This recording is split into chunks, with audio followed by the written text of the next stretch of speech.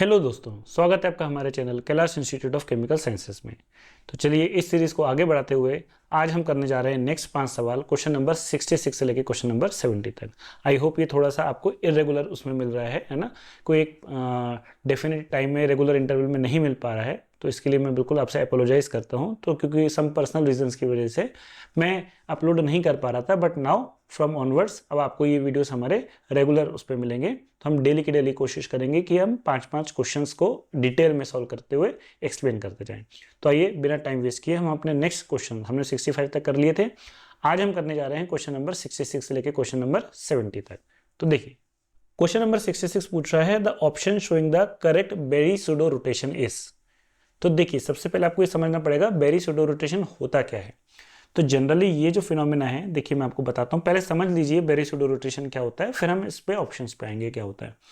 तो देखिए berry pseudo rotation में होता क्या है कि जो टीबीपी ज्योमेट्री होती है, ट्राइगोनल बाइपिरामिडल, अब मैं उसमें अगर आपसे बात करूँ AB5 टाइप के मॉलिक्यूल्स की, तो इसकी अगर मैं ज्योमेट्री बनाऊंगा टीबीपी तो कुछ ऐसी दिखेगी। बोलो ठीक है। तो इसमें क्या होता है कि ये जो एक्सियल लिगेंड्स होते हैं, ठीक है, और ये होते हैं इक्वेटोरियल वाले। मैं इसको अलग कलर से कर देता हूँ ताकि आपको समझ में आ जाए। ये ग्रीन वाले जो हैं वो आपके इक्वेटोरियल बॉन्ड्स हैं और पिंक वाले आपके एक्सियल बॉन्ड्स हैं। तो होगा क्या कि रूम टेम्परेचर पे, क्योंकि ये सारे सिंगल बॉन्ड हैं, तो ये मॉलिक्यूल्स क्या करता है, वाइब्रेशनल मोशन के कारण, ध्यान देना ये कोई रोटेशनल फिनोमेना नहीं है ना। ऐसा नहीं जैसे आप लोगों ने कन्फर्मेशन एनालिसिस में पढ़ा होगा कि molecule carbon carbon single bond के लोग क्या करते हैं, रोटेट, और हमें उसमें अलग अलग टाइप के क्या मिलते हैं, कन्फर्मेशन मिलते हैं। तो these are not the conformational isomers, these are just because purely because of the vibrational motion. तो क्या होगा कि एक side generally equatorial bond fix रहती है जिसको हम पिवट बॉन्ड कहते हैं, और इसके अलोंग बाकी के मॉलिक्यूल्स क्या करते हैं, वाइब्रेट करते हैं, जैसे सिजरिंग मोशन आपने सुना होगा। चलिए मैं आपको स्टेप बाय स्टेप बताता हूँ। देखिए पहले होता क्या है, पहले ये वाला जो बॉन्ड है इक्वेटोरियल वाला बॉन्ड, ये एज अ पिवट की तरह काम करता है। पिवट मतलब ये ऐसा होल्ड करके रखता है एक तरीके से, समझ लीजिए। और ये वाला जो बॉन्ड है इक्वेटोरियल बॉन्ड्स, ये मूव करते हैं टुवर्ड द इक्वेटोरियल पोजीशंस, और ये वाले जो इक्वेटोरियल है ये मूव करते हैं टुवर्ड एक्सियल पोजीशंस। तो मतलब ये थोड़े बेंड ऐसे होते हैं और ये वाले थोड़े बेंड्स अवे होते हैं। इस मोशन को कहते हैं सिजरिंग मोशन। क्या मोशन कहते हैं, सिजरिंग मोशन। जैसे सिजर होती है ना, अपोजिट चलती है एक दूसरे के, है ना। तो अब इसका जो इंटरमीडिएट बनेगा वो कुछ ऐसा दिखेगा ए, क्योंकि ये बॉन्ड्स थोड़े से टिल्ट हो गए टुवर्ड इक्वेटोरियल, और ये थोड़े से आए हैं कहां पर, एक्सियल। तो अगर अब आप इस इंटरमीडिएट ज्योमेट्री को देखोगे तो ये आपको कैसी दिखाई देगी, ये आपको एक स्क्वायर पिरामिडल ज्योमेट्री के जैसे दिखाई देगी। ठीक है, ये देखिए स्क्वायर पिरामिड आपको देख रहा है, ये एक स्क्वायर बेस, ठीक है, it's a square base, AB4 type के मॉलिक्यूल्स हैं, और ये ऊपर एक पिरामिडल पोजीशन पे, this is called as square pyramidal geometry. अब क्योंकि बॉन्ड बेंड किए हैं, it's a bending vibration like a scissoring motion, तो ये एक इंटरमीडिएट स्टेट है। Now the molecule relax backs to the original TBP geometry. अब मॉलिक्यूल रिलैक्स करेंगे क्योंकि ये वाइब्रेशन मोशन चलता रहता है, लेकिन इस दौरान एक इंपॉर्टेंट चीज होगी क्या, कि जब ये मॉलिक्यूल इस ट्रांजिशन स्टेट में होंगे, बेंडिंग स्टेट में होंगे, स्क्वायर पिरामिडल ज्योमेट्री में होंगे, तो ये अपनी पोजीशंस क्या करेंगे, इंटरचेंज कर लेंगे। एक्सियल वाले इक्वेटोरियल हो जाएंगे और इक्वेटोरियल वाले एक्सियल हो जाएंगे। तो अल्टीमेटली क्या मिलेगा, जो ओरिजिनल बी है वो तो अपनी जगह पे वहीं रहेगा, ठीक है, लेकिन बाकी के में क्या होगा, मैं, है ना, अब आपको ऐसे समझाने के लिए पिंक बॉन्ड से कर रहा था, तो मैं पिंक बॉन्ड, पहले मैं बॉन्ड एक काम करता हूँ, बॉन्ड से समझाता हूँ। पिंक बॉन्ड वाले जो थे वो आपके एक्सियल थे और ग्रीन वाले इक्वेटोरियल थे। बट नाउ इस प्रोसेस में अब क्या होगा, जो ग्रीन वाले होंगे, है ना, अब वो कहाँ चले जाएंगे, एक्सियल, और पिंक वाले दो कहाँ चले जाएंगे, इक्वेटोरियल। ठीक है, तो ओवरऑल कितने एटम्स शिफ्ट हो रहे हैं, 4। ये जो पिवट एटम्स है ये चेंज नहीं होता। इस फिनोमेना को कहते हैं बेरी सूडो रोटेशन, और ये एक फ्लक्सियोनल बिहेवियर है। फ्लक्सियोनल समझते हो, फ्लक्सियोनल मतलब जो रैपिडली एक फॉर्म से दूसरे फॉर्म में इंटर कन्वर्ट होता रहता है। अब इसका इम्प्लीकेशन क्या है? इसका इम्प्लीकेशन ये है कि जैसे फॉर एग्जांपल मेरे पास एक मॉलिक्यूल है PF5, जो बेस्ट एग्जांपल है बेरी सूडो रोटेशन का। इसमें मैं अगर 19 फ्लोरीन NMR देखूं तो normally what should I expect, कितने सिग्नल्स? तो जो NMR में सिग्नल्स मिलते हैं वो because of the different nuclei की वजह से मिलते हैं। तो यहाँ पर आप देख सकते हो मेरे पास दो डिफरेंट बॉन्ड हैं, एक एक्सियल बॉन्ड और एक इक्वेटोरियल बॉन्ड। तो कायदे से 19 फ्लोरीन NMR में जो अगर मैं फ्लोरीन NMR देखता तो मुझे दो सिग्नल मिलने चाहिए थे, one for the axial fluorine and one for the equatorial fluorine. But due to this Berry pseudo rotation, क्योंकि अब एक्सियल इंटर कन्वर्ट हो रहे हैं इक्वेटोरियल में एंड वाइस वर्सा चल रहा है कार्यक्रम, तो हमें क्या मिलता है? ऑन एन एवरेज एक ही सिग्नल मिलता है, because all the 5 atoms positions are equal. तो अब आइए ऑप्शन से मैच कर लेते हैं। देखिए पहले ऑप्शन में अगर आप देखोगे तो 1 वाले बॉन्ड को क्या कर रहे हैं, ये मूव कर रहे हैं। तो जनरली ये वाला बॉन्ड जो होता है ये पिवट बॉन्ड होता है, ये मूव नहीं करता। और अगर आप देखोगे फाइनल प्रोडक्ट में सारे एटम्स की पोजीशन चेंज हो गई है, तो ऐसे थोड़ी ना हो पाएगा। आप सोचो सारे एटम अपनी पोजीशन चेंज कर लेंगे तो ये कैसे पॉसिबल है? ये तो तब होगा ना जब एक सिरे से एंड क्या हो, फिक्स हो। तो ऑप्शन नंबर 1 तो हो ही नहीं सकता, ऑप्शन नंबर 3 भी हो ही नहीं सकता, और ऑप्शन नंबर 4 भी हो ही नहीं सकता। तो क्या हो सकता है फिर? Option number 2। आप देखोगे ओवरऑल इस पूरे में ये 1 एटम क्या है, फिक्स रहे। ठीक है, देखो सिर्फ अगर आपको ये लॉजिक समझ में आता हो, ये मैकेनिज्म समझ में आता होगा, तो ये 4 मार्क्स का क्वेश्चन आपका हुआ। ठीक है, चलिए नेक्स्ट सवाल है, देखिए क्या, the unnormalised probability density distribution of a continuous variable x दिया हुआ है और x स्क्वायर की एवरेज पोजीशन बोलिए ओवर द नॉर्मलाइज्ड डिस्ट्रीब्यूशन। तो देखिए किसी भी ऑपरेटर का या किसी भी फंक्शन की जो एवरेज वैल्यू है कैसे निकालते हैं? मुझे यहाँ किसकी निकालनी है? मुझे यहाँ किसकी निकालनी है? एक्स स्क्वायर की। तो बेसिकली ये होता है इंटीग्रेशन ऑफ, ठीक है, माइनस इन्फिनिटी से प्लस इन्फिनिटी, रेंज दी हुई है। ठीक है, क्या करना है? ऊपर जो है मुझे एवरेज वैल्यू लिखनी है एक्स स्क्वायर की, तो इसको मैं ऐसे, है ना, एंगल ब्रैकेट में रख सकता हूँ, और multiply by the probability distribution curve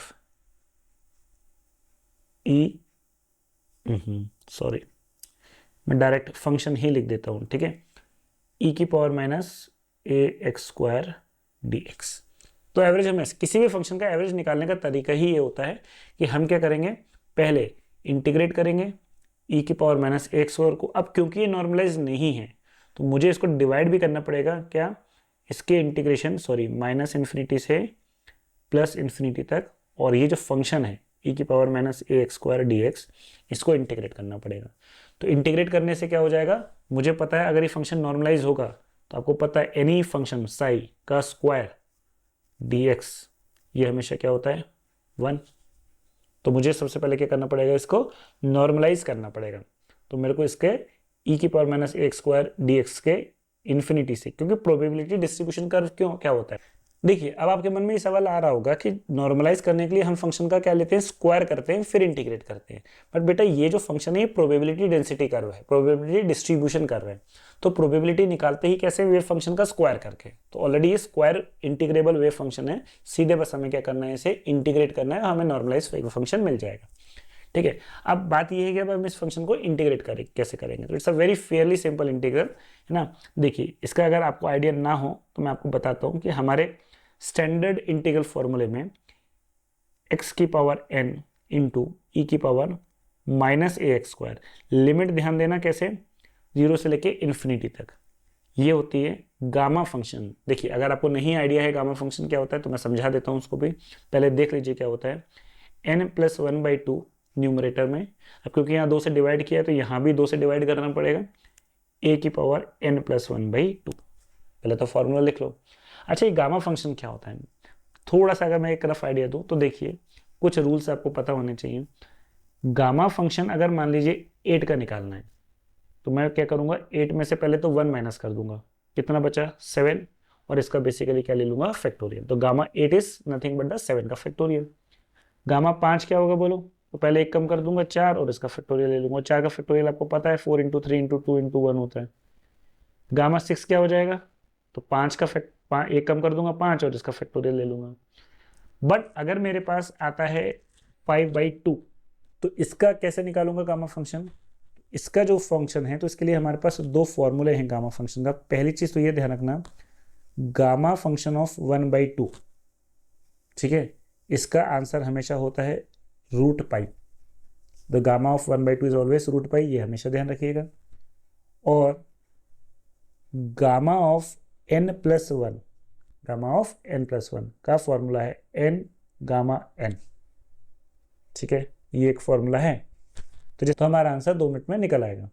तो देखिए कैसे, मान लीजिए मुझे गामा फंक्शन 5/2 निकालना है, तो पहले मुझे इस फॉर्म में लिखना पड़ेगा n+1 के फॉर्म में। तो बताओ 5/2 को मैं n+1 के फॉर्म में कैसे लिख सकता हूँ?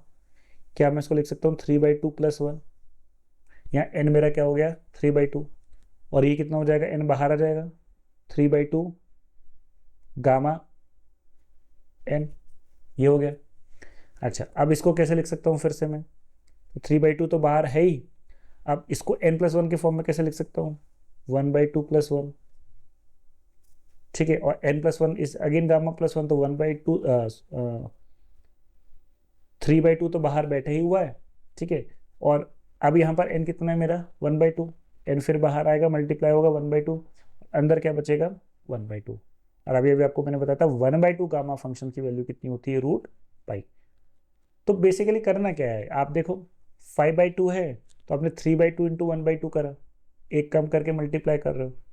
अगर गामा 3/2 होता तो कैसे लिखते, तो गामा 3/2 होता तो क्या करते, पहले इसको मैं 1/2 + 1 के फॉर्म में लिखता, और इसका क्या होता n+1 का n गामा n, 1/2 बाहर आता, गामा 1/2, और गामा 1/2 की वैल्यू हमें पता है रूट पाई होती है, तो 1/2 रूट पाई हो जाती है। तो बेसिकली क्या कर रहे हो, एक कम करके, है ना, 3/, जैसे 5/2 है तो देखो 3/2 × 1/2, एक तरीके से फैक्टोरियल ही चला रहे हैं। हमारा 7/2 होता तो क्या हो जाता है, ये 5/2 × 3/2 × 1/2, और लास्ट में 1/2 बचता तो रूट पाई आ जाता है। तो करना क्या है, जब भी फ्रैक्शनल का गामा फंक्शन हो उसका आंसर अगर निकालना है तो एक कम कर दो और लास्ट में रूट पाई से मल्टीप्लाई कर दो, और फैक्टोरियल फॉर्म में, मतलब कहने का ये है। चलिए ठीक है, तो हम पहले इतना पूरा कचड़े को क्लियर कर लेते हैं। तो क्या फॉर्मूला है, गामा n+1/2। अब यहाँ पर n की वैल्यू जो होगी वो हम रखेंगे। तो सबसे पहले डिनोमिनेटर चेक करते हैं। देखिए बेटे, डिनोमिनेटर अगर मैं सबसे पहले चेक करूँ तो डिनोमिनेटर अगर मैं देखूँ तो ये है, और ध्यान रखना लिमिट ये 0 से इन्फिनिटी तक है, और इवन फंक्शन होगा तो उसका जब आंसर निकलेगा तो 2 से मल्टीप्लाई भी करना पड़ेगा। क्यों? क्योंकि इवन फंक्शन को आपने जो इंटीग्रेट किया है ये केवल 0 से लेकर इन्फिनिटी तक किया है, और हमें जो इंटीग्रेशन चाहिए वो -∞ से +∞ तक। तो बेसिकली हमने जो इंटीग्रेशन किया है वो आधा ही किया है। तो कंप्लीट करने के लिए जो भी आंसर आएगा फिर उसे 2 से मल्टीप्लाई करेंगे, that should be the total integration, right. अब गामा फंक्शन क्या होगा अगर हम यहाँ यूज़ करें, तो नीचे डिनोमिनेटर को देखें तो ये e⁻−ax² dx। अब ये e⁻−ax² तो दिख रहा है, पर यहाँ x⁻n नहीं दिख रहा, तो डेफिनेटली मैं यहाँ पे ऐसे लिख सकता हूँ x⁻0, तो यहाँ n कितना हो गया 0। अगर मैं n 0 लूँगा तो कितना हो जाएगा बोलो, गामा ऑफ 0 + 1/2 इज 1/2 गामा, और नीचे 2a⁻0 + 1/2 1/2। और अभी अभी आपको मैंने बताया था गामा 1/2 कितना होता है रूट पाई, और नीचे क्या है a⁻1/2 that is root a, तो इसका आंसर आ जाएगा 1/2 रूट पाई बाई a। लेकिन ये का सिर्फ आधा इंटीग्रेशन है, इवन फंक्शन जहाँ x की इवन पावर हो 0 2 4 6, तो टोटल इंटीग्रेशन करने के लिए 2 से क्या करना पड़ेगा मल्टीप्लाई, ठीक है, तो ये कट जाएगा। तो डिनोमिनेटर जो है उसको सॉल्व करने पर हमारा आंसर क्या आ रहा है, हमारा आंसर क्या आ रहा है, simply root pi by a। Similarly हम इसको इंटीग्रेट कर देंगे, किसको, न्यूमरेटर वाले पार्ट को। तो न्यूमरेटर वाला पार्ट क्या है, x² × e⁻−ax² dx। यहाँ n की वैल्यू कितनी है 2, तो हम यही फॉर्मूला लगाएंगे, गामा 2 + 1 कितना हुआ 3/2, और डिनोमिनेटर में 2a⁻3/2। और अभी अभी आपको मैंने बताया था 3/2 गामा फंक्शन को कैसे लिखते हैं, 1/2 एक कम कर देंगे और रूट पाई से मल्टीप्लाई कर देंगे फैक्टोरियल, क्योंकि अब 1/2 से नीचे तो हम जा नहीं सकते, -1/2 तो कर नहीं सकते। तो 1/2 कितना हो जाएगा रूट पाई, और नीचे क्या आ रहा है, ठीक है 1/2 नीचे आएगा तो मैं लिख ऐसे रहा हूँ, लेकिन 2a⁻3/2। अच्छा, क्या 2a⁻3/2 को ऐसे लिख सकता हूँ 2a × a⁻1/2। अरे जब बेस सेम होती है तो पावर ऐड हो जाएंगे भाई, तो 1/2 + 1 कितना हो जाएगा 3/2, और ये यहाँ 2 वाला फैक्टर था ही, तो अल्टीमेटली, और ऊपर क्या था रूट पाई, और ए की पावर 1/2 को अगेन लिख सकता हूँ कितना रूट ए, तो अल्टीमेटली हो गया 1/4 एक्स। थोड़ा सा अच्छे से लिख देता हूँ, ये हो गया कितना 1/4 रूट पाई बाई ए। अच्छा ए और आएगा यहाँ पे, ये 4a है, ठीक है। लेकिन अगेन ये एक इवन फंक्शन है और हमने 0 से इन्फिनिटी तक किया है, टोटल करने के लिए 2 से क्या करना पड़ेगा मल्टीप्लाई, तो फाइनल आंसर कितना हो गया 1/2a रूट पाई बाई ए। ये न्यूमरेटर आ गया। अब आप देखोगे डिनोमिनेटर में रूट पाई बाई ए है और न्यूमरेटर में रूट पाई बाई ए है, तो ये तो रूट पाई बाई ए से root pi by A cancel हो जाएगा, ऊपर बचेगा कितना 1/2a, और नीचे तो कुछ है नहीं 1, तो इसका मतलब इस पूरे को अगर इंटीग्रेट करेंगे तो हमारा आंसर कितना आ रहा है 1/2a, ठीक है। तो that will be our answer. आइए बढ़ते हैं हमारे अगले सवाल में। अब देखिए एक अच्छा सवाल है, question number 68, the intermediate involve in the following reaction. ये सीधे सीधे कैरोथर से पूछा गया सवाल है, कॉपी एंड पेस्ट, ठीक है। अगर आपने फोटोकेमिस्ट्री में एक बार्टन रिएक्शन करके होती है वो सुनी हो, तो मैं बस उसे कंपेयर करा रहा हूँ। तो ये बेसिकली क्या है ना, ये जो है it's a example of Soret's reaction. अब सोरेट्स रिएक्शन पूरा एक्सप्लेन करूँ तो उससे कैसे फायदा नहीं है, क्योंकि है ना फिर वीडियो लंबा हो जाएगा। आपको जो चीज़ पता है उसके रिस्पेक्ट में हम बात कर लेते हैं। तो Soret's reaction is similar to that of your Barton reaction जो आपने पढ़ी होगी। तो बार्टन रिएक्शन में क्या होता है, बार्टन रिएक्शन में आपके पास एक OH होता है, ठीक है। इसकी रिएक्शन कराते हो आप NOCl के साथ, अगर आपको याद हो, अगर आपने पढ़ी हो तो सबसे पहले क्या होता है, हमारा एक एल्कोक्सी रेडिकल जनरेट होता है और एक H इसका और एक Cl इसका, HCl निकल जाता है और NO डॉट पूरा रेडिकल पाथवे से जाता है, और फाइनली हमारे पास क्या बनेगा, ये दोनों डॉट कंबाइन हो जाएंगे ONO, ठीक है। नेक्स्ट ये अल्फा बीटा गामा और डेल्टा, डेल्टा पोजीशन का या डेल्टा कार्बन का जो ये होता है ये इसके बहुत पास होता है और ऑक्सीजन नाइट्रोजन बॉन्ड वीक होता है, तो ये बॉन्ड यहाँ शिफ्ट होगा, ये बॉन्ड यहाँ शिफ्ट होगा, और ये O डॉट इसका एक H डॉट ले लेगा, तो क्या बनेगा, यहाँ पर एक डॉट बन जाएगा और ये क्या बन जाएगा OH, और ये डॉट NO डॉट से कंबाइन होके क्या बन जाएगा NO। तो बेसिकली हमने क्या किया, डिस्टेंट पोजीशन को जो काफी दूर थी ऑक्सीजन से, उस पोजीशन को क्या कर दिया, फंक्शनलाइज कर दिया एक तरीके से। अभी NO है, फंक्शनल ग्रुप बन गया नाइट्रोसो ग्रुप। अब आप इसको हाइड्रोलिसिस कर सकते हो, इसका न्यूक्लियोफिलिक एडिशन करा सकते हो, आप इसको डिफरेंट फंक्शनल ग्रुप में इंटरकन्वर्ट कर सकते हो। सेम मैकेनिज्म यहाँ पर है, बट वहाँ पे हम ये जो रेडिकल जनरेट कर रहे हैं वो यूज कर रहे हैं PHIO फिनाइल आयोडेट का और I2 का। तो ये बेसिकली क्या करता है, ये एल्कोक्सी रेडिकल जनरेट करता है। एल्कोक्सी रेडिकल मतलब ये जो चीज आपने यहाँ करी थी ना यूजिंग NOCl लाइट के प्रेजेंस में, वही काम एक माइल्ड फॉर्म में, एक माइल्ड रिड्यूसिंग एजेंट के फॉर्म में कौन करता है, I2 और PHIO। ये भी आपका RO एल्कोक्सी रेडिकल जनरेट करेगा। तो क्या होगा, तो अगर आप इसको थोड़ा सा मैं अगर इसको जूम करूं तो देखिए व्हाट विल हैपन इज, सबसे पहले यहाँ पे कौन सा बॉन्ड ब्रेक होगा, आपको तो खैर इंटरमीडिएट पहचानना है, ठीक है। सबसे पहले क्या होगा, ये OH मैं यहीं बता दूं, ये एक रेडिकल जनरेट करेगा, ठीक है, जिससे वहाँ एक एल्कोक्सी O डॉट करा था। लेकिन आप डिस्टेंस पोजीशन अगर आप देखोगे तो ये अल्फा, ये बीटा, ये गामा, ये डेल्टा है। तो डिस्टेंट कार्बन पे जाने के बजाय, क्योंकि यहाँ पर ऑलरेडी एक ऑक्सीजन ग्रुप लगा हुआ है किस पोजीशन पे, adjacent to the alpha carbon, what happens is ये वाला बॉन्ड यहीं पे क्लीव हो जाता है। तो ये अल्फा हो गया और ये बीटा हो गया, इसको कहते हैं बीटा क्लीवेज रिएक्शन। तो instead of doing hydrogen abstraction ये क्या करना पसंद करता है, बीटा क्लीवेज। तो अगर ये बीटा क्लीवेज करेगा तो देखिए क्या होगा, मैं यहाँ पर बना के बता रहा हूँ आपको, ऑक्सीजन ऑक्सीजन, ठीक है। अब ये बॉन्ड अगर क्लीव करेगा तो यहाँ एक डॉट आएगा, इसका एक डॉट चला ही गया था, तो ये क्या बन जाएगा C डबल बॉन्ड O, ठीक है। बाकी ग्रुप की स्टीरियोकेमिस्ट्री मैं नहीं लिख रहा हूँ, ठीक है, बट सिर्फ आपको बता रहा हूँ OMe, और यहाँ क्या आएगा, एक डॉट आएगा। तो देखिए ये इंटरमीडिएट आपको मिल रहा है ऑप्शन नंबर A में, तो ये A तो हो गई होगा। तो ये आप देख सकते हो ऑप्शन नंबर 1, और सॉरी नॉट ऑप्शन नंबर 1, अभी क्या मतलब ये जो आंसर होगा उसमें इंटरमीडिएट 1 बन रहा है हमारा, ठीक है। तो A ऑप्शन तो हो गई होगा, तो जब A ऑप्शन होगा तो B वाले C को और C वाले D को कैंसिल कर सकते हैं। अब या तो A और B है या तो ए और डी है। तो आप खुद दिमाग लगा के बताओ, क्या ऑप्शन डी पॉसिबल है? नहीं। इस टाइप का इंटरमीडिएट कैसे बनेगा बोलो?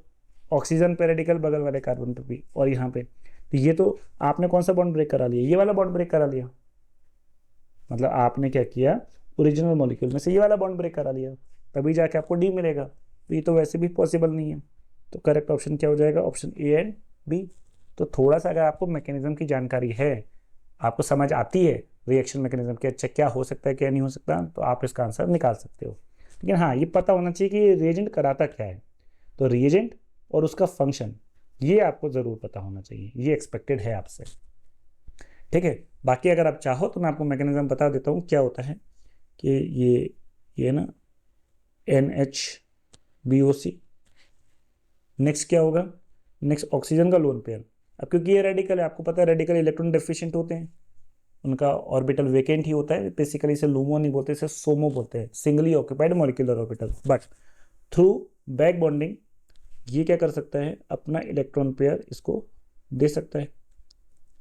तो यहाँ पे क्या मिलता है? एक ऑक्सोनियम आयन मिलता है, OMe पॉजिटिव। ठीक है, और यहाँ पे ये ऊपर की तरफ कौन बैठा हुआ है? NH BOC। ये आके इस पर अटैक करता है, ये वाला पाई बॉन्ड शिफ्ट होता है, और फाइनली हमको ये वाला प्रोडक्ट मिल जाता है। अब आपको लग रहा होगा सर ये इतने ऊपर से घूम के कैसे आ रहा है? बेटा ऊपर से घूम के नहीं आ रहा, ये देख कार्बन कार्बन का सिंगल बॉन्ड है, फ्रीली रोटेट होगा, ये जाएगा कुछ करेगा। तो ऐसे दिखने में लग रहा है कि ऊपर से कैसे अटैक कर रहा है, बट ऊपर से अटैक नहीं कर रहा है। ठीक है, वो रोटेशन के कारण ये दोनों आपस में बहुत पास होंगे। तो आपको वैसे भी समझ में आ रहा था कि ऑप्शन डी नहीं हो सकता है। अब आ जाते हैं नेक्स्ट सवाल, क्वेश्चन नंबर 69 पे। देखिए, इससे आसान सवाल 4 नंबर में, वो भी क्वांटम केमिस्ट्री का, हो ही नहीं सकता था। अगर आपने क्वांटम के बेसिक्स पढ़े हैं तो भी ये सवाल आप आराम से कर सकते हो। वैसे तो ये बी पार्ट में होना चाहिए था, सोचो 4 नंबर में आपकी किस्मत चमक गई। कैसे? देखो, उसने बोला है for a heteronuclear diatomic molecule the unnormalised wave function of HOMO and one of the two degenerate LUMO, मतलब जिसकी एनर्जी सेम है, डीजनरेट ऑर्बिटल्स कहलाते हैं, उनके वेव फंक्शन दिए हैं, होमो के और लूमो के। अब आपको बताना है, और ये भी दे दिया कि जो इंटरन्यूक्लियर एक्सिस है वो किसके अलोंग है? जेड एक्सिस के अलोंग। तो आपको ए बी का टाइप बताना है कि ए बी का टाइप कैसा है। तो ये आपको थोड़ा सा बॉन्डिंग की जानकारी हो कि जो होमो होता है वो कहलाता है हाईएस्ट ऑक्यूपाइड मॉलिक्यूलर ऑर्बिटल, और बेसिकली ये एज अ डोनर एटम की तरह काम करता है। ठीक है, और ये होते हैं बॉन्डिंग इलेक्ट्रॉन्स। और लूमो एक तरीके का एंटी बॉन्डिंग होता है, और ये किसकी तरह काम करता है? एक्सेप्टर की तरह। लोएस्ट अनऑक्यूपाइड, अनऑक्यूपाइड है तभी तो एक्सेप्ट करेगा। होमो क्या है? हाईएस्ट ऑक्यूपाइड है, भरा हुआ ऑर्बिटल है, और एनर्जी सबसे ज्यादा है, तो ये किसकी तरह काम करेगा? डोनर की तरह। तो in general HOMO as a donor की तरह काम करता है, और लूमो एज अ एक्सेप्टर की तरह काम करता है। अब अगर कोई समझदार बच्चा होगा तो वो मेरी बात को पकड़ लेगा। क्या बोलेगा? सर आपने कहा है कि होमो की एनर्जी हाईएस्ट होती है, ठीक है, तो वो डोनर की तरह काम करेगा, और लूमो की एनर्जी लोएस्ट होती है तो हमेशा, और अनऑक्यूपाइड है तो एक्सेप्टर की तरह काम करेगा। तो कोई समझदार बच्चा होगा तो वो क्या पकड़ेगा? वो ये बोलेगा कि सर फिर आपने ये क्यों कहा कि जनरली, ये तो हमेशा ही होगा ना। नहीं बेटा, क्या होता है ना कि थोड़े से एक्सेप्शंस होते हैं। ये जब आप पेरीसाइक्लिक रिएक्शन पढ़ते हो ना, तो वहां पे पोलैरिटी चेंज हो जाती है, रिवर्सेबल। अगर मैं यहाँ पे क्या करूँ, होमो के साथ हाईली इलेक्ट्रॉन डेफिशिएंट ग्रुप लगा दूँ तो एनर्जी क्या हो जाएगी? एकदम से कम। और लूमो में अगर बहुत ज्यादा इलेक्ट्रॉन डोनेटिंग ग्रुप लगा दूँ तो इसकी एनर्जी क्या हो जाएगी? ज्यादा। तो फिर LUMO in that case will become like a donor atom and homo will become like an acceptor. तो दैट डिपेंड्स कि हमारे साथ ग्रुप क्या लगे, इसलिए वर्ड यूज किया जनरली। तो जनरली हम होमो को एज अ डोनर मानते हैं और लूमो को एज अ एक्सेप्टर मानते हैं। ठीक है, अब वेव फंक्शन अगर आपको दिया हो तो देखिए, जनरली कोई भी वेव फंक्शन अगर मैं लिखूं 5 C1 of chi1 plus C2 of chi2, basically I have taken a linear combination of the to wave function. तो ये जो है, ये क्या रिप्रेजेंट करती है मेरी?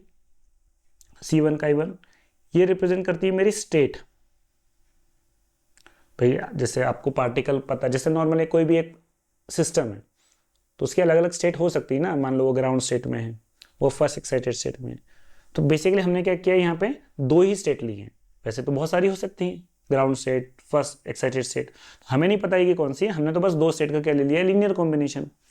और ये जो कोएफिशिएंट है C1, इसका स्क्वायर कर देंगे तो क्या मिलेगा, तो भाई वेव फंक्शन जो है काई1 इसका स्क्वायर क्या देता है 1, नॉर्मलाइज होता है तो C1 का स्क्वायर क्या दे देगा, तो वेव फंक्शन का स्क्वायर क्या दे देता है, probability of finding the particle.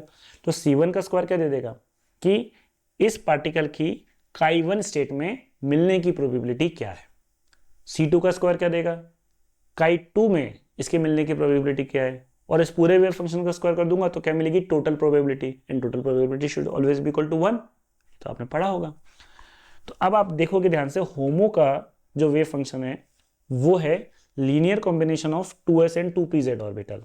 तो ध्यान रखिए, s और pz ऑर्बिटल जब लीनियरली कंबाइन होते हैं, ठीक है, तो किस टाइप का ऑर्बिटल बनता है, सिग्मा ऑर्बिटल, क्योंकि z हमारी इंटरन्यूक्लियर एक्सिस है, तो जो ओवरलैपिंग होगी s और pz की वो along the head to head overlapping होगी, और हेड टू हेड ऑर्बिटल से हेड टू हेड ओवरलैपिंग से किस टाइप का मॉलिक्यूलर ऑर्बिटल बनता है, सिग्मा। और जबकि लूमो जो दिया है वो लीनियर कॉम्बिनेशन दिया है किसका, px का और px का, और हमारी इंटरन्यूक्लियर एक्सिस है z एक्सिस है ये वाली, तो ये px एक्सिस और ये px एक्सिस क्या होगी, perpendicular to the z axis, तो इन दोनों के बीच में जो ओवरलैपिंग होगी वो कैसे होगी, साइडवेज ओवरलैपिंग, और साइडवेज ओवरलैपिंग से हमारा कौन सा ऑर्बिटल बनेगा, पाई ऑर्बिटल। और ध्यान रखिएगा, होमो होगा तो डोनर, लूमो होगा तो एक्सेप्टर। अब होमो जो है वो है सिग्मा ऑर्बिटल टाइप। अब सिग्मा ऑर्बिटल है तो डोनर एटम क्या होगा, सिग्मा डोनर कहलाएगा, तो इसका मतलब 4 ऑप्शन में ही सिग्मा डोनर है, तो खैर बात सही है। लेकिन आप देखोगे कि जो ए है उसका कोएफिशिएंट कितना है 0.9, और बी का कोएफिशिएंट कितना है 0.1, तो मतलब जो ए बी है, जो मैंने लीनियर कॉम्बिनेशन लिया है उसमें जो प्रोबेबिलिटी है पार्टिकल के मिलने की वो किस स्टेट में ज़्यादा है, ए स्टेट में 0.9, और बी स्टेट में क्या है, कम। तो बेसिकली ये जो डोनर प्रॉपर्टी होगी वो कौन डोमिनेट करेगा, जिसके पास सबसे ज़्यादा इलेक्ट्रॉन डेंसिटी होगी। तो प्रोबेबिलिटी किसकी सबसे ज़्यादा है, the probability of finding the electron is maximum in which atom, in atom number A. तो basically it's a sigma donor through atom A. तो बी ऑप्शन और सी बी ऑप्शन फिर से कर देते हैं, तो बी ऑप्शन नहीं हो सकता, सेकंड ऑप्शन नहीं हो सकता, और फोर्थ ऑप्शन नहीं हो सकता। सिग्मा डोनर है लेकिन ए एटम से। अब आ जाते हैं पाई एक्सेप्टर में, तो पाई एक्सेप्टर में जो बी का कोएफिशिएंट है वो है 0.9, मतलब जो मैक्सिमम प्रोबेबिलिटी है वो कहाँ कंसंट्रेटेड है, बी पे। तो जो लूमो का मैक्सिमम कोएफिशिएंट होगा, जो मैक्सिमम अनऑक्यूपाइड ऑर्बिटल की एनर्जी होगी, लोएस्ट एनर्जी, वो किस एटम पर कंसंट्रेटेड होगी, बी पर। तो बेसिकली जो एक्सेप्ट करेगा वो कहाँ, कौन करेगा, ए करेगा कि बी करेगा, बी करेगा, कि मैक्सिमम कोएफिशिएंट उसके पास है, मतलब maximum probability of finding the particle, acceptor particle, वो कहाँ पर है, बी पे। तो इसका मतलब आंसर क्या हो जाएगा, डोनेट तो करेगा ए से, मतलब डोनेट तो करेगा ए, एक्सेप्ट कौन करेगा, बी। तो sigma donor through A and pi acceptor through B, तो क्या हो जाएगा option number 3, sigma donor through A and pi acceptor through B. तो ये अगर आपके लीनियर कॉम्बिनेशन का कंसेप्ट अगर आपने क्वांटम में पढ़ा है, देखो वही इंपॉर्टेंट है, 4 मार्क्स के सवाल हम कर रहे हैं, तो इसमें ये बहुत ज़रूरी हो जाता है कि आपको थ्योरी पता हो। ये आप सिंपली है ना फॉर्मूला रट के या फॉर्मूला करके नहीं कर पाओगे, इसके लिए बेसिक नॉलेज थ्योरी की होना ज़रूरी है। इसलिए मैं उतना पार्ट नहीं ले रहा हूँ, क्योंकि अगर मैं वो भी डिस्कस करने जाऊँगा तो सोचो एक तरीके से पूरा कोर्स ही तो पढ़ा दिया फिर, है ना। तो बी पार्ट को तो हमने बहुत अच्छे से डिस्कस किया था, सिंपल सिंपल छोटे छोटे कंसेप्ट थे, बट इसमें बेसिक अंडरस्टैंडिंग ज़रूरी है। पर आपको समझ में आ रहा होगा ना ये अप्रोच क्या है। तो अगर आप पहली बार पढ़ रहे हो तो डेफिनेटली थोड़ा सा आपको लगेगा कि यार ये क्या है, लेकिन अगर आप एक बार पढ़ चुके हो तो आपको ये चीज़ समझ आ रही होगी, आई होप, है ना, ये चीज़ क्लियर होगी। मैं हर क्वेश्चन का कोशिश कर रहा हूँ कि डिटेल एक्सप्लेनेशन जितना हो सके उतना दे सकूँ, मतलब जितना मैं यहाँ पे सॉल्व करा सकूँ, ठीक है। मैं वैसे वीडियो बनाना मेरा पर्पस है भी नहीं कि क्या हो कि भाई अच्छा 69 इसका तो ए होगा, इसका तो बी होगा, ये यहाँ से जाएगा, ये यहाँ से आएगा, ये ऐसा करेगा, ये वैसा करेगा, नहीं नहीं नहीं, है ना। कंसेप्ट बिल्कुल proper step by step concept mechanism के साथ। अब आपको लग रहा होगा कि थोड़ा सा बोरिंग है ना, कि हो सकता है कि यार सर क्या पका रहे हो सर, इतना क्या ऐसा है, पर फाउंडेशन यहीं से बनेगा आपका। क्यों, क्योंकि 8 सवाल ऐसा आया है, हो सकता है अगली बार कोई इसी कंसेप्ट पे कोई दूसरा सवाल आ जाए तो वहाँ वो ट्रिक काम ना करे, तो फिर क्या करोगे। तो इसलिए कह रहे हैं, है ना। तो जो न्यू स्टूडेंट है जो पहली बार ये वीडियो देख रहे हैं, तो उनसे बिल्कुल गुजारिश है कि आप पहले गो थ्रू कीजिए सिलेबस को, पहले बेसिक्स क्लियर कीजिए, फिर आप कीजिए, नहीं तो क्या होगा पार्ट सी वाले क्वेश्चन करने में आपको थोड़ी सी तकलीफ होगी, ठीक है। Next question number 70। अब देखो है तो 4 मार्क्स का, लेकिन ये बिल्कुल 12th बेसिस सवाल है। 12th में मैंने भी खैर IIT JEE के बच्चों को पढ़ाया है, तो 12th में ये पेड क्वेश्चन है। अगर 12th वाले बच्चों को एक क्वेश्चन दे दिया जाता तो यूं तुरंत कर लेते। क्या है? This is nothing but the reduction of nitrobenzene. Nitrobenzene का रिडक्शन है। भूल जाओ अभी इसके साथ जो ग्रुप लगे, OPR जो सिर्फ ग्रुप लगे। तो मैं आपको पहले समझाता हूँ कि नाइट्रोबेंजीन का रिडक्शन होता कैसे है। तो देखिए, मैं इस पूरे ग्रुप को फिनाइल ग्रुप मान रहा हूँ। सिर्फ ये पहले एक्सप्लेन कर देता हूँ बेसिक। PHNO2 लिख सकता हूँ इसको, ठीक है। तो इसका जो रिडक्शन होता है ना, ये स्टेप बाय स्टेप प्रोसेस में होता है। कैसे? रिडक्शन मतलब क्या होता है? गेन ऑफ इलेक्ट्रॉन या गेन ऑफ H+ आयन। तो जिंक और NaOH और हीट जब आप करते हो तो ये एक क्या है? रिड्यूसिंग एजेंट है, और जिंक एक स्ट्रॉन्ग रिड्यूसिंग एजेंट है, ठीक है। और आपके पास क्योंकि NaOH है तो बेसिकली जिंक क्या करेगा? देखिए यहां पर बता देता हूं। जिंक जो है Zn2+ बनाएगा और क्या देगा? 2 इलेक्ट्रॉन। तो बेसिकली ये एक इलेक्ट्रॉन का सोर्स है, और ये इलेक्ट्रॉन जब किसी के पर अटैक करेंगे या ये इलेक्ट्रॉन जब किसी पर जुड़ेंगे तो उस पर नेगेटिव चार्ज बनाएंगे। या एक इलेक्ट्रॉन जुड़ेगा तो रेडिकल बनाएगा, 2 इलेक्ट्रॉन जुड़ेंगे तो क्या बनाएंगे? नेगेटिव चार्ज बनाएंगे। और क्योंकि सॉल्वेंट आपका बेसिक है, NaOH है, तो NaOH में H+ होगा आपका। अभी मैं सोच रहा हूँ सर NaOH में तो OH- होता है, तो बेटा NaOH सूखा सूखा थोड़ी ना लोगे, सॉल्वेंट पानी में तो लोगे, तो पानी से H+ आयन आपको मिल सकता है।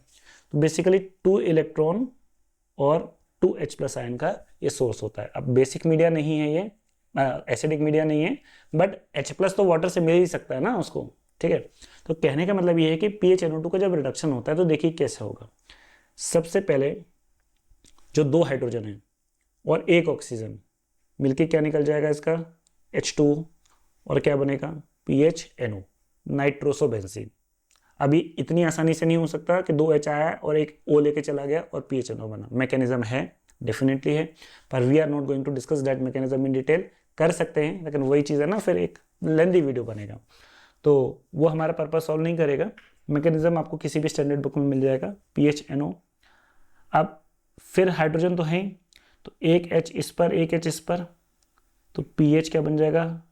NHOH, ठीक है। तो इसको कहते हैं नाइट्रोसोबेंजीन, और इसको कहते हैं हाइड्रोक्सिलामीन,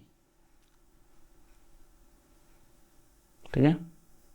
अब H+ आयन की तो कमी है नहीं, वाटर से H+ आयन भर भर के मिलेंगे, तो क्या होगा? एक H इसको, एक H इसको, फिर वाटर निकल गया, और अल्टीमेटली क्या बना? PHNH।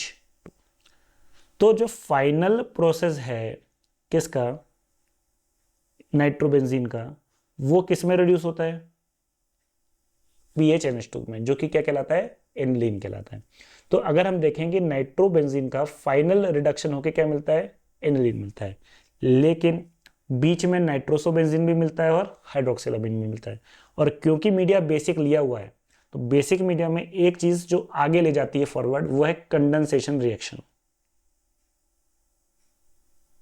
तो बेसिक मीडिया में जो कंडेंसेशन होता है उसकी टेंडेंसी ज्यादा होती है। कंडेंसेशन मतलब 2 मॉलिक्यूल मिलके कुछ एक छोटे मॉलिक्यूल को निकाल देंगे, जैसे वाटर, अमोनिया वगैरह, कंडेंसेशन रिएक्शन कहलाती है।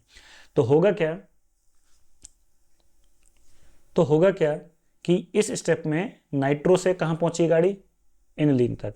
तो अगर ये एनिलीन फाइनल प्रोडक्ट मिला, तो अब आपके पास सोल्यूशन में कुछ हाइड्रोक्सिलामीन भी होगा, कुछ नाइट्रोसोबेंजीन भी होगा। तो अगर ये दो आपस में कंबाइन कर गए, एनिलीन और नाइट्रोसोबेंजीन, तो इनके बीच में अगर कंडेंसेशन हो गया तो देखो क्या होगा? H2NP। कंडेंसेशन होके क्या निकल जाएगा यहाँ से? वाटर मॉलिक्यूल, और क्या मिलेगा? PHN डबल बॉन्ड NPH, ठीक है। इसको कहते हैं एजो बेंजीन। अब क्योंकि वाटर से भर भर के H+ आ ही रहे हैं, तो पाई बॉन्ड फिर रिड्यूस होगा, उसकी कमी है नहीं, और जिंक एक स्ट्रॉन्ग रिड्यूसिंग एजेंट है भी, तो NHPH।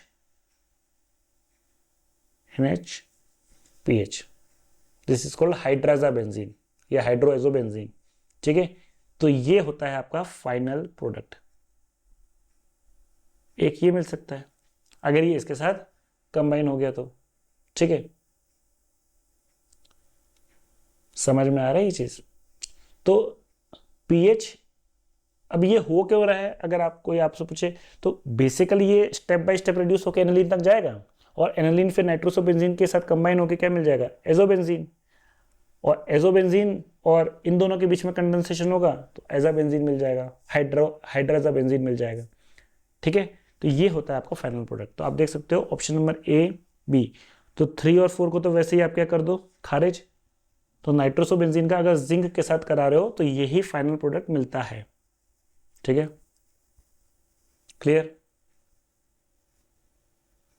ये इसलिए मिल रहा है क्योंकि ये आपका कहां तक जा रहा है, एनालिन तक।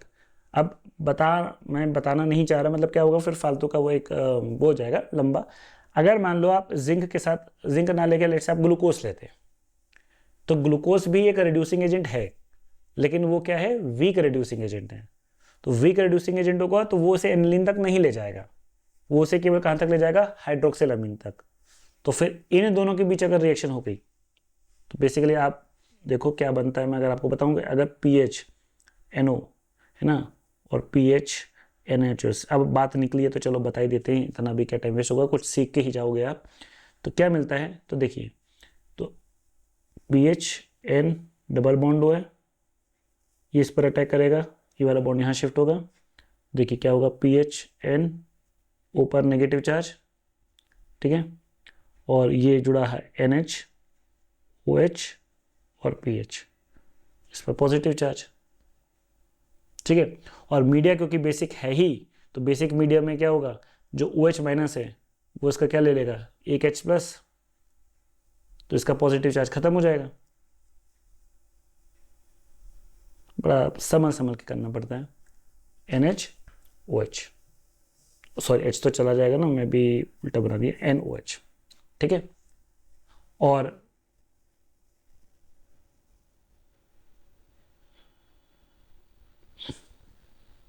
क्लियर है। अब देखिए ये जो O माइनस है और ये है, तो ये O माइनस इसका एक H प्लस ले सकता है, OH यहाँ आ जाएगा, O माइनस यहाँ आ जाएगा।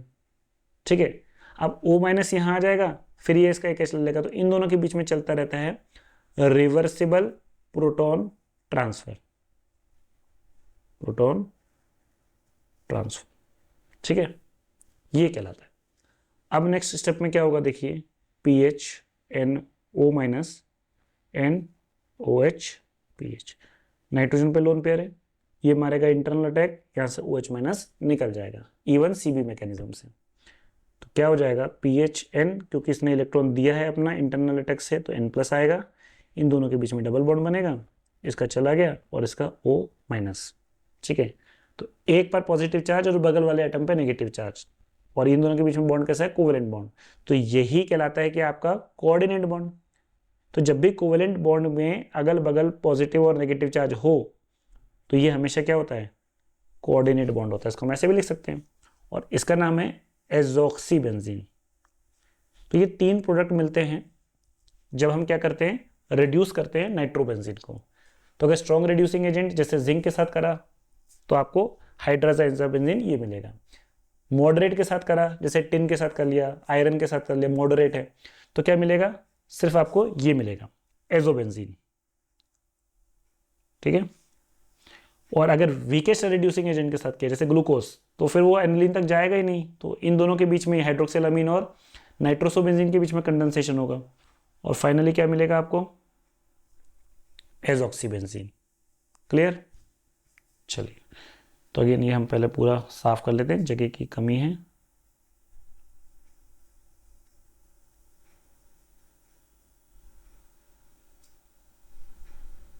तो ये समझ में आया, ऑप्शन नंबर 3 और ऑप्शन नंबर 4 तो हो ही नहीं सकता। तो फिर क्या हो सकता है, अब ये 1 या तो 2 में।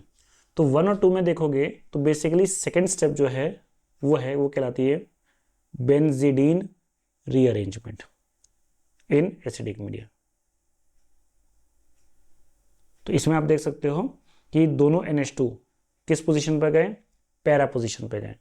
मतलब बेसिकली ये वाला कार्बन ये वाली पोजीशन पैरा है और इसकी वाली पोजीशन पैरा है। तो अब देखोगे इन दोनों के बीच का बॉन्ड ब्रेक हुआ है, यहाँ पे NH2 आया है और ये कार्बन जाके इससे जुड़ गया है पैरा पैरा कपलिंग हुई है, तो this is called as benzidine rearrangement. ये मेजर प्रोडक्ट है। और यहां जो देख रहे हो ऑप्शन बी में ये भी मिलता है, पर दिस इज कॉल्ड सेमिडीन रीअरेंजमेंट। तो यहां पे ऑर्थो कपलिंग होती है, मतलब ऑर्थो पोजीशन पे जुड़ता है। तो देखो आप, ये NH2 ये जो जुड़ा है ये तो पैरा पे जुड़ा है, लेकिन ये किससे जुड़ा है? डायरेक्ट ऑर्थो पे। नोट, मैंने बॉन्ड गलत बना दिया, ये वाले कार्बन में। तो ये NH2 के रेस्पेक्ट में पैरा है और ये NH2 के रेस्पेक्ट में ऑर्थो है। This is called ortho para coupling, that is called as semidine rearrangement. इसका भी मैकेनिज्म है। एसिडिक मीडियम में क्या होगा? इसको H मिलेगा तो NH2 प्लस हो जाएगा, इसको H मिलेगा तो ये भी NH2 प्लस हो जाएगा। पाई बॉन्ड यहाँ शिफ्ट होगा, ये वाला पाई बॉन्ड यहाँ शिफ्ट होगा और इसका बॉन्ड यहाँ जाके जुड़ेगा। सेम चीज़ यहाँ पर होगी, बीच में एक इंटरमीडिएट बनेगा, फिर टोटोमराइज होगा और इस तरीके से फाइनली आपको ये पैरा कपलिंग मिलेगा। तो this is very famous coupling reaction known as benzidine rearrangement. ठीक है, तो ऑप्शन नंबर 1 होगा। सेकेंड वाला भी मिलता है बट ये माइनर मिलेगा। ठीक है, और उसने पूछा ही हमेशा क्या है? मेजर। तो मेजर ही पूछता है, समझ में आए? होप मैकेनिज्म नहीं देख, आप गूगल पे सर्च कर लेना क्या बेनिजिडीन रीअरेंजमेंट मैकेनिज्म, भर भर के आपको मैकेनिज्म मिल जाएगा। बहुत फेमस है, 12th क्लास में हर कोई पढ़ाता है। हर कोचिंग इंस्टीट्यूट में जो 11 12 की JEE नीट की कोचिंग होगी सब में ये मैकेनिज्म मिलेगा। गूगल पे भी सर्च करोगे तो मिल जाएगा। तो आप, हमारा वो पर्पस नहीं है कि जो चीज़ अवेलेबल है पब्लिकली, कॉमनली अवेलेबल है, वो चीज़ डिस्कस करेंगे। क्या फ़ायदा उस चीज़ को डिस्कस करने का? पर आपको समझ में आया कि क्या है? ये 12th क्लास का ही उठाया क्वेश्चन है, जो कि आप सोचो 4 मार्क्स में दिया गया है। तो नाइट्रोबेंजीन का रिडक्शन एसिडिक मीडिया में, एसिडिक मीडिया लेते तो कपलिंग नहीं होती। एसिडिक मीडिया में फिर सीधा में क्या मिलता है? एनिलीन। ठीक है, वो प्रोसेस वहां पर आके रुक जाती। एनिलीन के बाद फिर कंडेंसेशन नहीं होता। कंडेंसेशन अगर आपने ध्यान दिया हो ना, तो हमेशा बेसिक मीडियम में होता है। जितने भी कंडेंसेशन रिएक्शन है मोस्टली बेसिक मीडियम में होते हैं। Aldol condensation, benzoin condensation, Claisen condensation, all condensation reactions are mostly occurring in basic media. ठीक है, तो ये हमारे 5 क्वेश्चन 66 से लेकर 70 तक। ठीक है, कल मिलते हैं अगले 5 सवाल पे। आई होप आपको ये वीडियो अच्छा लगा हो। तो कोई भी अगर आपको डाउट हो, कोई भी आपकी क्वेरी है, please do let me in the comment section, I will be ready to help you. ठीक है, और कुछ भी चीज़ आपको लगता है फीडबैक देना हो, कुछ चीज़ आपको पसंद आई, कुछ चीज़ आपको नहीं पसंद आई, या कुछ चीज़ आप चाह रहे हो कि ये इसमें से ये वाली चीज़ हम और कर लें, तो डेफिनेटली आप हमें बता सकते हैं कमेंट्स के थ्रू। हम उस चीज़ को इनकलकेट करने की पूरी कोशिश करेंगे। ठीक है, तो प्लीज़ अगर आपको ये वीडियो अच्छा लगा हो तो हमारे इस वीडियो को लाइक कीजिए, ज़्यादा से ज़्यादा अपने फ्रेंड्स, अपने जूनियर्स, अपने क्लासमेट के साथ शेयर कीजिए, ताकि जो स्टूडेंट सीरियसली प्रिपेयर करना चाह रहे हैं उनका एक है ना, एक लॉजिक डेवलप होने लग जाए। तो बेसिकली मेरा पर्पस ही, जैसे मैंने आपको बार बार बताया हर वीडियो में, पर्पस ही यह है कि आपको अप्रोच समझ में, स्ट्रेटेजी समझ में करना क्या है। बाकी पढ़ के तो जाना ही पड़ेगा, तो बेसिक तो क्लियर करने ही पड़ेंगे, उस चीज़ का तो आप स्किप नहीं कर सकते। बट क्या होता है ना, कभी कभी पढ़ने के बाद भी हमें समझ नहीं आता कि हम इसको अप्लाई कैसे करें। पढ़ा तो हमारा सब कुछ होता है, हम पढ़ लेते हैं, पर उसे अप्लाई कैसे करते हैं। तो मेरा पर्पस इस वीडियो सीरीज बनाने का है ये कि आप उसको क्या कर सको, प्रॉपरली अप्लाई कर सको। ठीक है, तो इसी के साथ मिलते हैं अगले वीडियो में। Till then, good bye.